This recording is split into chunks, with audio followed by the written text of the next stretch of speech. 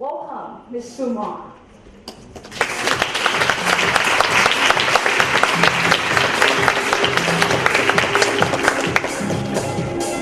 Hi everyone. It's a great honor to be here, and I'm very nervous after Margaret. Show me some love.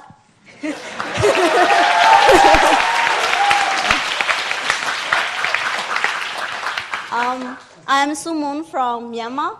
I work for Proximity Designs. It's the largest social enterprise in Myanmar. We help boost income of rural families through our innovative products and services. At Proximity, I lead the knowledge and social impact team that assess economic and social impacts of all key proximity activities.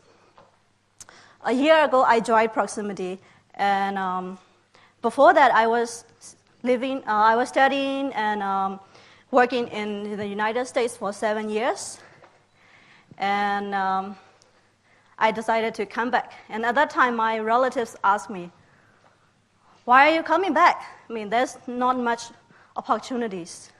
You're already, settled. You got a job. You got 2 degrees. You got a husband. You got a green card. Everything. I mean, why coming back there where there's no opportunities?" That's exactly the reason why I came back. And that's what exactly Proximity is doing. That's why I joined them. And I believe in the vision of our founders, Jim and Debbie. And also, I believe in their unique approach. Can you guess which is from which century?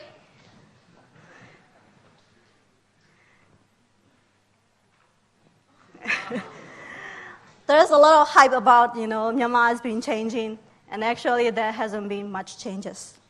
Okay. Oops. I think the slide is messed up. Anyway, we are at the bottom of the bottom billion countries. Our GDP per capita in 2012 is only 1,400, whereas Thailand is about 10,000. Compare 1,400, 10,000. It's a lot, and we are very close to each other. And our GDP is lower than Bangladesh, Sierra Leone, Rwanda, and even North Korea. All these, the whole country population, rural population is more vulnerable. It's very difficult. I was born and raised in a small town in rural Delta, and I know firsthand growing up there.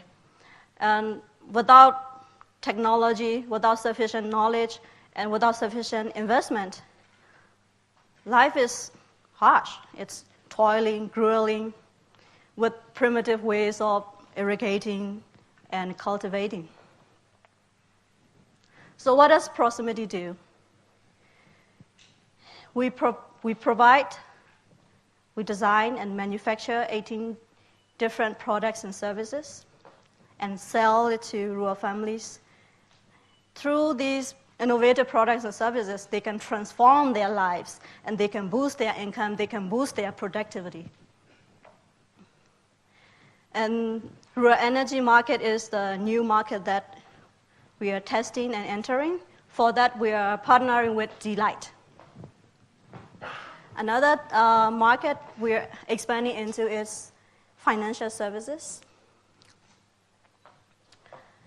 Our target customers, 5 million farm families. When we go into an area, we don't plan to stay there for just a short time. We want to stay there for as long as possible. We want to run over the long run. And we don't want to, like most of non-profit organizations, and like most of the non-profit organizations,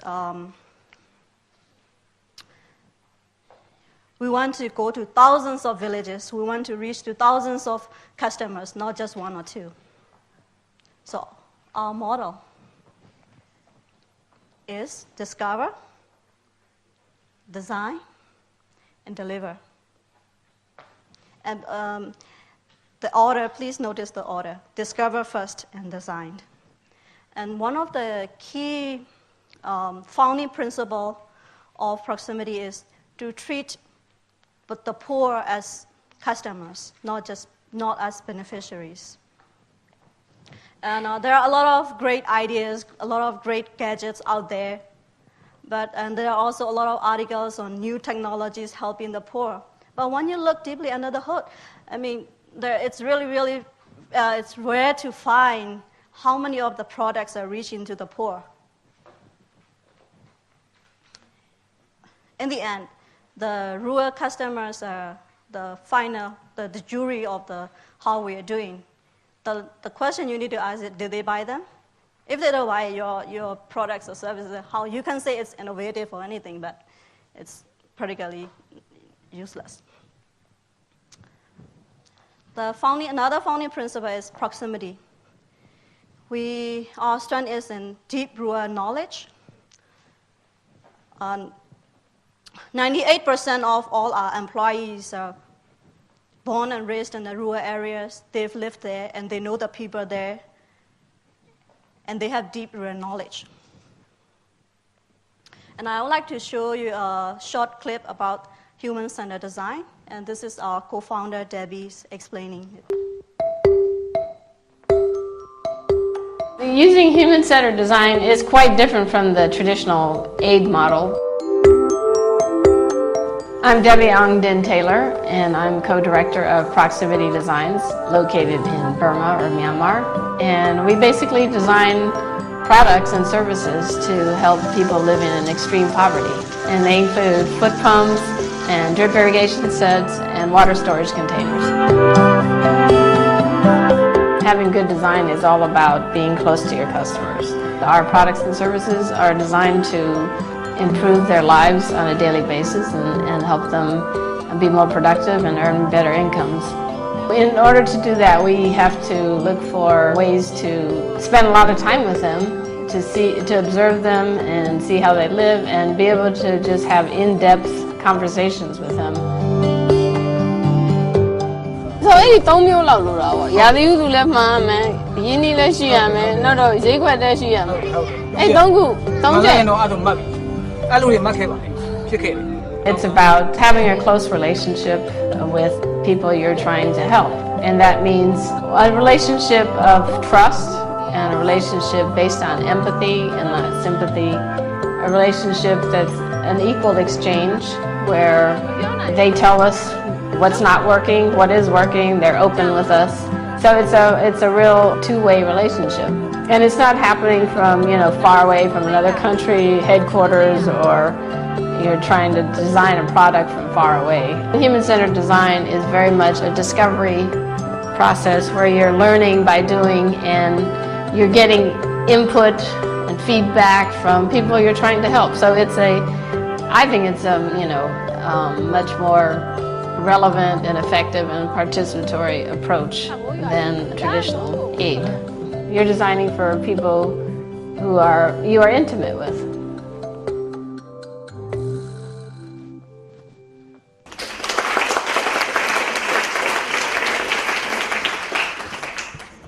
So human-centered design is much more relevant and effective than traditional aid. That's what we believe in. And over the years, another thing that we learned, sorry, it's about value proposition. We learned that our products need to be extremely affordable, and it needs to be durable, functional, and also aesthetically pleasing. I mean, sometimes people think like, oh, they are the poor people. They don't care about the design. Actually, they do.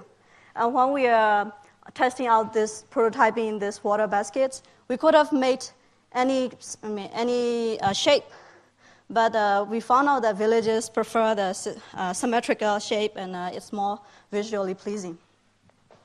And the woman in the picture is pumping one of our new pump. It's called Simpao, which means baby elephant. Treadle pumps has been around for like 30 years, and there hasn't been much of the innovation. And most of the pumps are made out of metal. As a result, the price range into certain, the price fall into certain range. And our designers found out that we could use plastics instead of metal, and it requires 1/10 of space and human power that will require to make metal pumps. And also another innovative thing about it is like this on the top, that's the pump. The story behind is that designers make regular trips to talk to rural farmers and how they are using our products. And one day they saw the farmers put trolley pumps up above the ground, like 10 feet, and they are traveling 10 feet above the ground. It's really dangerous. They could fall. Because they're doing that because they want to use the gravity to flow water. So we came up with a design that the pump would sit higher the ground, and the pumper could be lower the ground. And all of our products are made locally.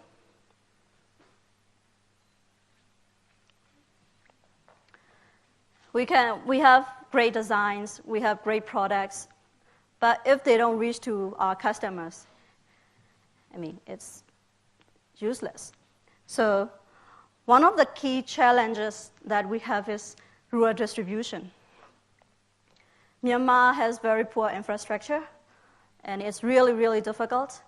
Like, for example, my hometown is 60 miles away from the city Yangon, and it used to take 2 days to get to Yangon, only 60 miles.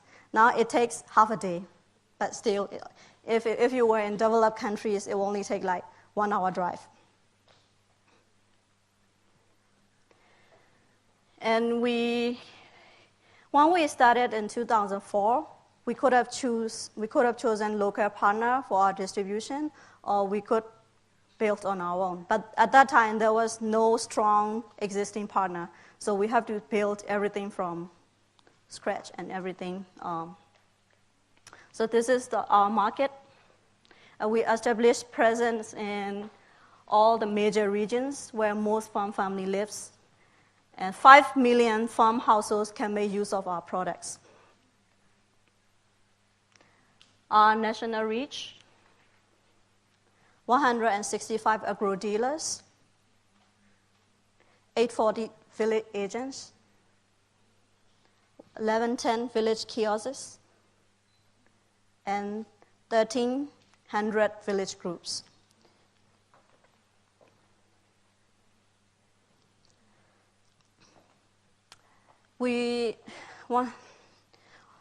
As we talk to hundreds of farmers, as we travel to hundreds of villages, we learn that the rural customers' incomes are declining.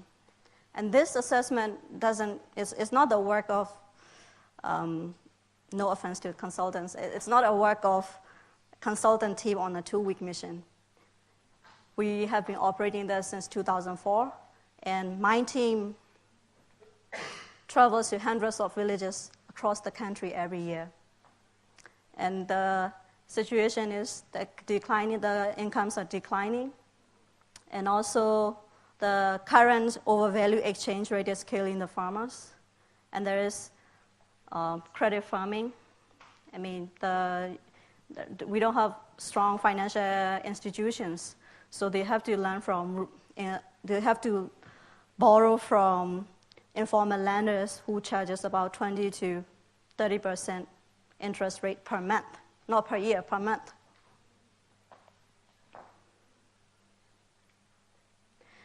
So in addition to irrigation products and energy products, there are 2 more things we do.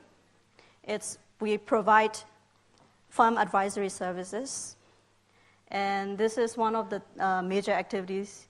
We teach farmers how to select good seeds using salt water. It's very easy to do, and it's very easy to copy, so it's very easy to spread. It's practical, and it's income boosting. And it also serves as a risk mitigation strategy for our financial services.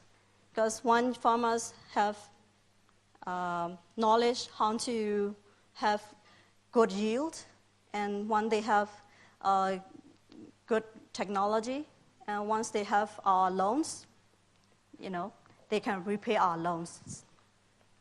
And the unique thing about our financial services is customized for our target farmers.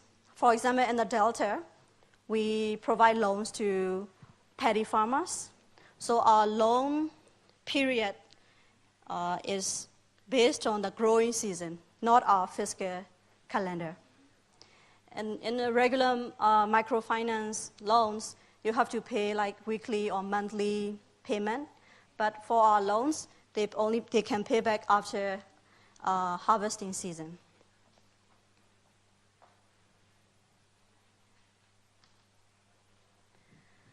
Opportunities for impact,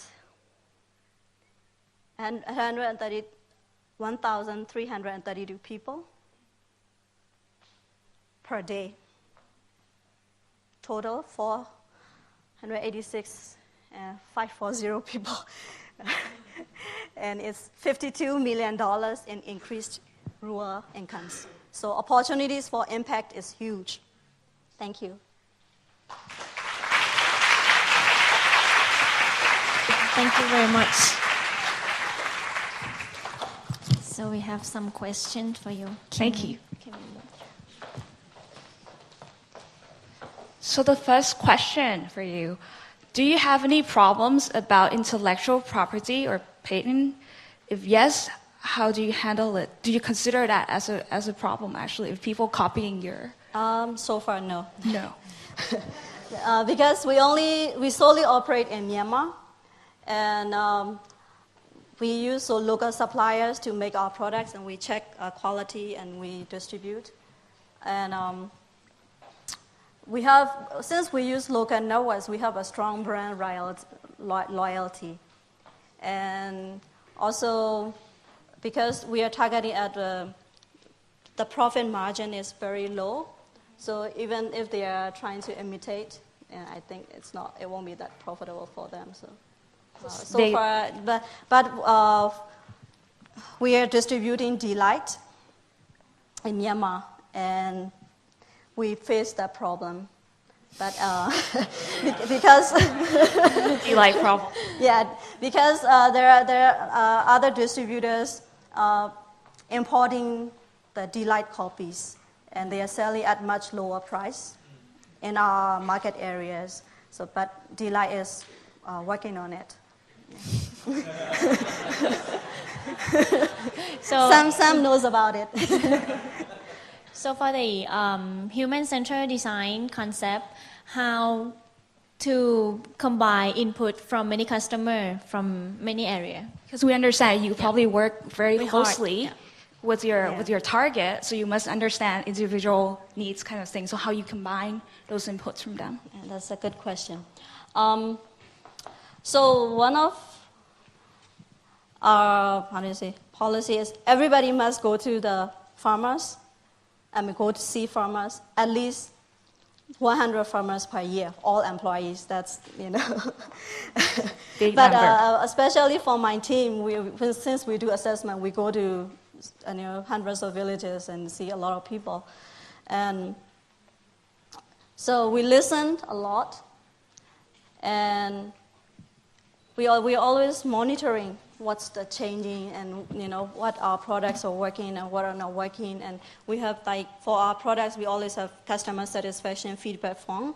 So we compile the data, analyze it, and send it back to different respective teams like design team, sales and promotion team. And also for our designers, they also go to on their own, and they do their own assessments. So that's a lot of research, a lot of understanding. Yeah, a lot of research and a lot of listening. Not very much of talking. I'm now talking a lot, but when we go to villages, we listen more. I believe that's like a principle of development these days, right? To understand your target, to really know them, and not just giving solution without recognizing the real problem. Yeah. Okay. So I believe those are the two questions for you, Sue. Ladies Thank and you. gentlemen คุณสุมนค่ะ